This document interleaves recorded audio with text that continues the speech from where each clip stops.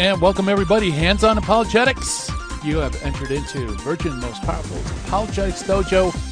Thomas Aquinas was kind of brushed aside as pre-Vatican II, kind of irrelevant for today. He's been superseded by other philosophers. And this is from, Catholic priests, religious, that... why do you think that Thomas Aquinas kind of fell off the radar screen in the 80s, 90s, around there? Yeah, it's a good question, and it's one I haven't studied with much effort, so I wouldn't be able to speak to that much. You'd probably have a better idea than me. It seems like there was, at least in parts of the church, an almost desire for ambiguity so that we could interpret things the way we wanted to interpret them. And Aquinas might be a lot of things, but he isn't ambiguous. He speaks with tremendous precision and clarity, and maybe there was a desire to sort of break away from that, not because the church officially taught it, but because certain theologians or lay people or priests desired it. What do you think? Yeah, I think you hit the nail on the head. It's precisely because of his clarity. I don't know, either that or maybe I've heard that seminaries became manualistic, and I think people started using Aquinas like a mathematical formula rather than as a vehicle to see God. And I think that made him unattractive.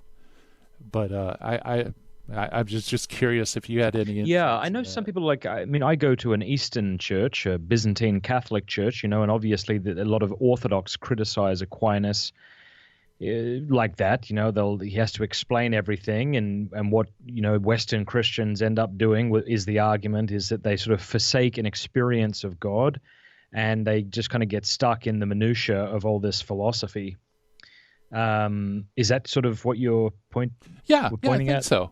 Yeah, but what's curious is, there's also been a huge change in the landscape in apologetics. Like years ago, Catholics were more involved with combating Protestant fundamentalism, things like that. And Aquinas was important, but all of a sudden there was the new atheism and this, rise of atheistic arguments, and I think that's kind of brought about a new renaissance with Aquinas, where people started going back to the font, so to speak, and saying, wow, we really need to start taking Thomas seriously.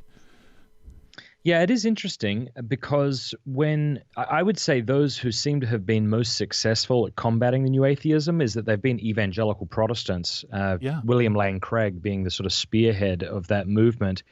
But what's interesting is when you look at Aquinas' 5 ways, they're actually very different to William Lane Craig and other evangelicals' arguments. So I think you're right. People very often mischaracterize Aquinas' 5 ways. Dawkins literally misunderstands every single one in the God delusion. It's really pathetic, actually. I felt terrible for him once I studied Aquinas and then saw just the blunders he made. But what people will often do is they'll quote not Thomas Aquinas himself, but they'll maybe see a summary of his arguments and then try to refute the summary, as it were. But yeah, he has a lot of important things to say and a lot of interesting things to say that are actually even very different to many of the arguments we hear for God's existence, from evangelicals such as William Lane Craig. And so I think, I think there's some also things like the Thomistic Institute in Washington, D.C. I think that's been kind of taking off, and they're doing a really great job popularizing the thought and teaching of Thomas Aquinas. And yourself as well with Pints with Aquinas, just bringing Aquinas down to a popular level. That's thanks. Been amazingly successful, Thank you. Yeah, when I was a teenager, I used to love having a drink with some friends. I shouldn't have been drinking because I was a teenager, but anyway, I would have a beer or two with a couple of friends, and we'd sit around talking about the big questions.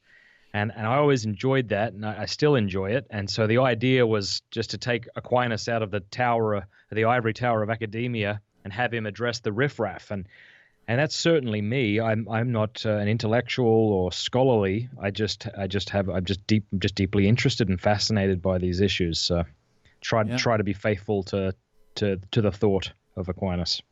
Yeah, well, one thing that your show really revealed to me, and this was a surprise, like you said, when the new atheism came up, evangelicals were the first out of the gate with William Lane Craig and D'Souza and others. But with Pints with Aquinas, what surprised me was Protestants were listening and really getting into Aquinas. Like they saw Thomas Aquinas as very attractive through your podcast. Yeah. It's always surprising to me how many Protestants listen to my show. I always try to put myself in their shoes. If I was a Protestant listening to this Catholic channel, I'd be very much turned off by a sort of Catholic triumphalism. And so I don't ever want to kind of come off like that. I really want to just say, hey, try to hear out the position that we're making. And then if you want to reject it, at least reject it based on what the church says and not what someone against the church says, But also there have been a lot of prominent evangelicals who've been Thomists. Norm Geisler, who recently passed away, was a Thomist and, unlike William Lane Craig, accepted divine simplicity and other things like that. So there are a lot of Protestant Thomists out there. Yeah. So it's kind of neat that, Thomas Aquinas, talk about relevant. He's actually helping with evangelism and, kind of uniting Catholics and Protestants, based on focusing on the truth. Well, one of the things he does, which is the opposite of what most of us do in comm boxes these days, is that he doesn't straw man his opponent's positions like we often do. He steel mans them. I heard that term recently, and I thought it was excellent. The idea is I don't offer a weaker version of my opponent's argument. I offer a better version, a stronger version of my opponent's argument before responding. And for those who aren't terribly familiar with Aquinas, in the Summa Theologiae and in De Malo and then in the Contra Gentiles and others, he'll lay out a list of arguments against the position he wants to make. He'll then make that position and then he'll respond to the arguments. But if you were just to take those arguments and try to answer them yourselves, I think you'd find that they're pretty hard. Like if you look at Aquinas' short argument for atheism based on the problem of evil, which he then responds to, obviously, that's quite it's very concise. As I say, he writes it as a syllogism. And if I was just to kind of throw that out there to the average Christian, I think most of us would be like, I'm not sure how to respond to this. So that's another thing that we can learn from Aquinas. We should always try to represent our opponent's position fairly. Yeah. I think that's one of the most engaging things about the Summa is he throws these objections out and you're thinking, oh boy, how is he going to get out of this? Yeah. This seems so tight, and then he'll find like one small flaw in it and everything kind of unravels from it. It's fun to read. He's also very nuanced, and that's something we lack today. I think like in a time of intellectual instability, I think many of us within the church are sort of feeling like that today. Like there's all these different opinions being proposed. You get the sense that different priests and other people are pushing forth a sort of agenda. You want to just sort of respond strongly, and we want to kind of look to the people out there who are saying things sort of emphatically, and that can be a very good thing, obviously, but we never want to do that at the expense of nuance. And one of the things you see in the Summa a lot is he makes not endless, but he makes lots of distinctions. So to use an example that I used earlier, where is it in the first part of the Summa, I think it's question 2, article 1 or 2, I think, he's talking about whether God's existence is self-evident. And so you might think that he's going to say yes or no to that. And he does end up rejecting kind of the ontological argument. But he does say, well, it depends what you mean, because something can be self-evident in itself and not to others, and something can be self-evident in itself and to others. And if you mean by self-evident the former, then yes, but if the latter, no. And I think that's another thing to really appreciate. He's not simplistic. He kind of does the hard work of making distinctions and being nuanced. Yeah, and sometimes just making a simple distinction can destroy an entire position, because you fail to notice a nuance in another person's position. And you don't have to yell or bang your chest or, just simply introducing that. The position falls apart. And I found that when you do that, people are appreciative because you help clarify something that probably bothered them as well. Yeah.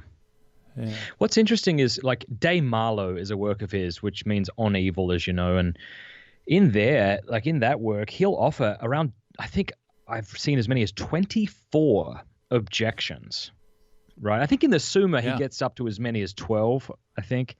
But that's pretty impressive. Like if I was to say to you, Gary, like what's something you believe in, and now give me 12 compelling arguments against that thing that are different and, sound good and are logical, it'd be difficult to do. And it is interesting, I think, when it comes to God's existence, that he comes up with two arguments against God's existence, and these are the two that keep getting trotted about today. And I think it's because they have a ring of truth to them, and that's namely the problem of evil, and the idea that modern science is making God's existence superfluous because we can account for natural things without pointing to God. I think that's really interesting. Yeah. I mean, to zero in on that, and it's just as relevant today as it was back when he was writing. I mean, those are the two biggies. The whole new atheist movement, I think, it revolves around both of them. Probably more on science than the problem. But what's interesting, just sorry to interrupt. Just real quick, I find this fascinating. Is even if you were to, I forget.